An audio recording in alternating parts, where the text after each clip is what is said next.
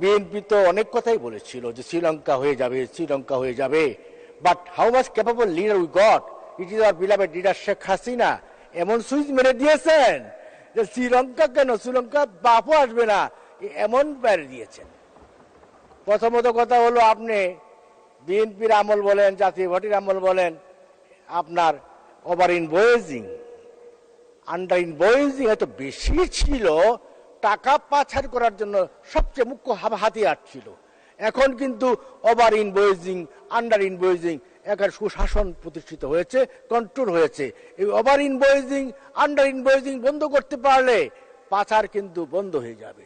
কাজে আজকের এই দিনে আমি সদস্য জানি মাননীয় স্পিকার, টাইম চলে গেছে, আমারও সময় চলে গেছে। আমি একটু শেষ কথা বলতে চাচ্ছি মুক্তিযোদ্ধাদের নিয়ে।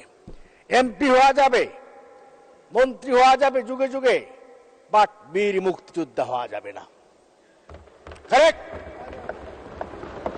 মাননীয় অর্থমন্ত্রী মহোদয়, আপনি এখানে গেজেটভুক্ত যুদ্ধাহত মুক্তিযোদ্ধাদের কর দিয়েছেন, আয় সীমা দিয়েছেন 5 লক্ষ টাকা, আনচেঞ্জড। অথচ যারা সাধারণ মুক্তিযোদ্ধা তাদের ব্যাপারে কিছু উল্লেখ করলেন না। আমি প্রস্তাব করছি, সাধারণ মুক্তিযোদ্ধা যারা আছে, গেজেটভুক্ত যুদ্ধাহত মুক্তিযোদ্ধারা, যারা ব্যাটেল ফিল্ডে গুলি খেয়েছে, রক্তকরণ হয়েছে, মরে যেতে পারত, তাদেরকে আপনি 6 লক্ষ টাকা পর্যন্ত আপনি কর মুক্ত করে দেন। আর সাধারণ মুক্তিযোদ্ধা যারা যুদ্ধ করেছে, মাননীয় প্রধানমন্ত্রী বঙ্গবন্ধু কন্যা তাদেরকে সম্মান দিয়েছেন, রাষ্ট্রীয় মর্যাদা দিয়েছেন, আর কেউ দেয়নি, কেউ দেয়নি। আজকে বীর নিবাস দিচ্ছেন, তাদেরকে আজকে ভাতা দিচ্ছেন কে? It is our beloved leader Bangabandhu কন্যা শেখ হাসিনা। অনেকে অনেক কথা বলেছেন, কিন্তু মুক্তিযোদ্ধাদেরকে রাষ্ট্রীয় সম্মান দিচ্ছেন একমাত্র প্রধানমন্ত্রী শেখ হাসিনা।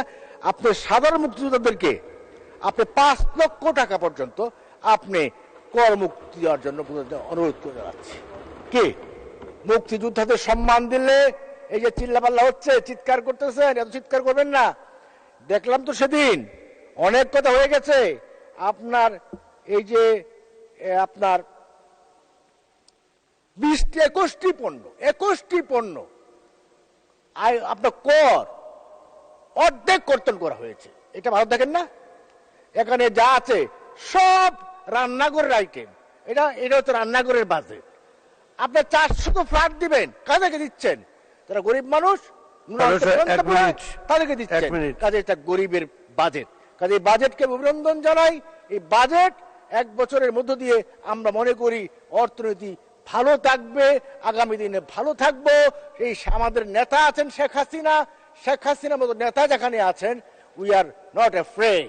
আমরা ভীত নই, আমরা এগিয়ে যাচ্ছি। তার নেতৃত্বে আমার দেশ এগিয়ে যাবে।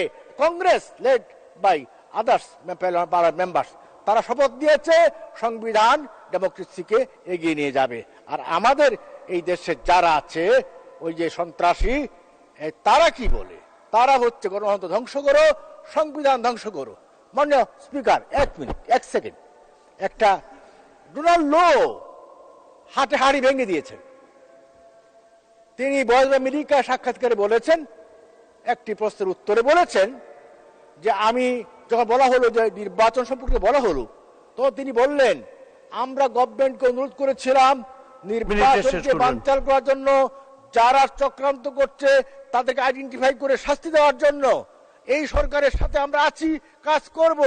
এর মধ্য দিয়ে প্রমাণিত হলো শেখ হাসিনা শুধু শ্রেষ্ঠ পলিটিশিয়ান নন, শেখ হাসিনা একজন আনবিটেন ডিপ্লোম্যাট। তাকে স্যালুট শেখ হাসিনা। ধন্যবাদ মাননীয় স্পিকার। জয় বাংলা, জয় বঙ্গবন্ধু।